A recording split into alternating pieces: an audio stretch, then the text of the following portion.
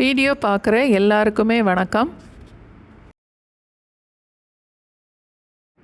Carrot, beans, முட்டைக்கோஸ், பட்டாணி எல்லா காயும் போட்டு ரொம்ப ஈஸியாக டேஸ்ட்டாக ஒரு கதம்ப பொரியல் இன்றைக்கி செய்து பார்க்கலாம்.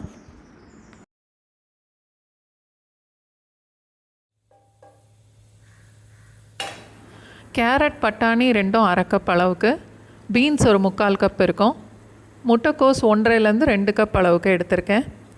நம்மளோட தேவைக்கு ஏற்ற மாதிரி காயோட அளவையும் கூட்டி குறைச்சிக்கலாம். ஃபஸ்ட்டு கேரட், பட்டாணி, பீன்ஸ் 3ஐயும் ஒன்றா வேக விடணும்.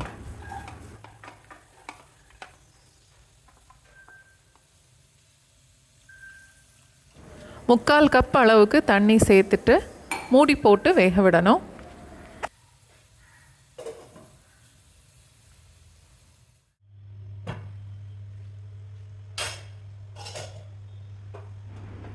காயெல்லாம் பாதி வெந்ததுக்கப்புறம் முட்டைக்கோஸை இப்போ சேர்த்து மூடி வச்சிடலாம்.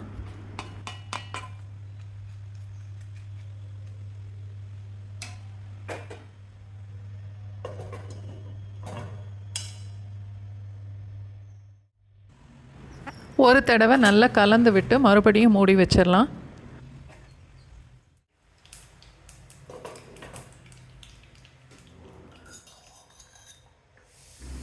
தாளிக்கிறதுக்கு 2 டீஸ்பூன் எண்ணெய்,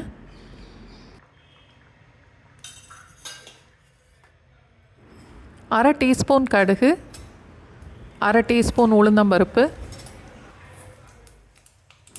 2 இல்லை 3 பச்சை மிளகாய், 2 டேபிள் ஸ்பூன் அளவுக்கு பொடிசாக வெட்டின வெங்காயம், கொஞ்சம் கருவேப்பிலை,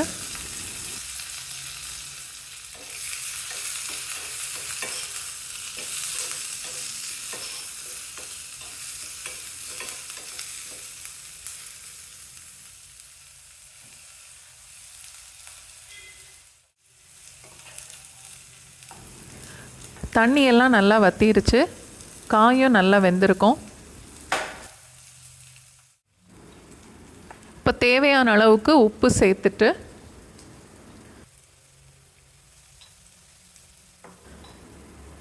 தாளிச்சதை எடுத்து காயோடு சேர்த்துடலாம். அதோட ஒரு 4-5 டேபிள் ஸ்பூன் தேங்காய் பூ சேர்த்துட்டு அடுப்பை ஆஃப் பண்ணிடலாம்.